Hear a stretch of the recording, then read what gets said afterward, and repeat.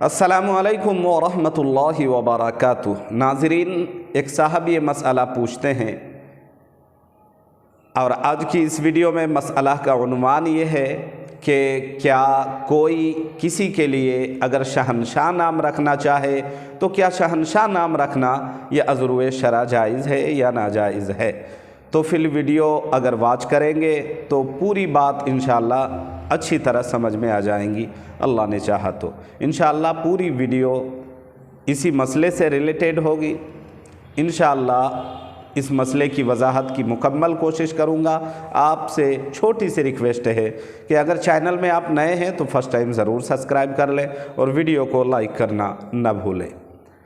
तो चलिए चलते हैं मसले के जवाब की ओर। जवाबन अर्ज़ है कि हर वो नाम जिस नाम के ज़ात और सिफ़ात के एतबार से, गौर से सुनिए, जो नाम ज़ात और सिफ़ात के एतबार से अल्लाह के साथ ख़ास हो, उन नामों को किसी बंदे के लिए, किसी व्यक्ति के लिए, किसी मनुष्य के लिए रखना ये जायज़ नहीं है।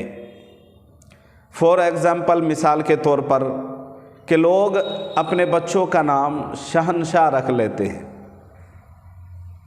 शहनशाह नाम रखने के मुताल्लिक बुखारी शरीफ की रिवायत आई है।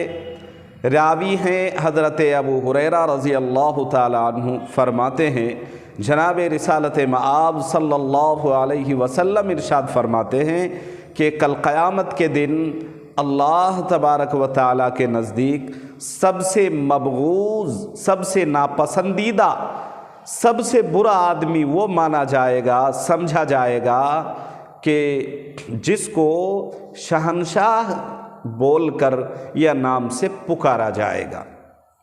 ये फ़ारसी के बोल है जिसके माना आते हैं बादशाहों का बादशाह। बादशाहों का बादशाह केवल सिर्फ फ़कत अल्लाह तबारक व तआला की ज़ात है।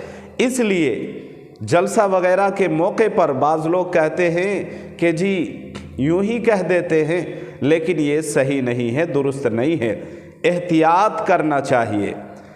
बहरहाल इस नाम का रखना जायज़ नहीं है, बिल्कुल भी नहीं रखना चाहिए। इसके जगह कोई अच्छा और बेटर नाम रख ले, इसलिए कि ये नाम फ़कत अल्लाह की ज़ात के साथ ख़ास है। वल्लाहु आलम बिहक़ीक़तिही ऐ बिमुरादिही।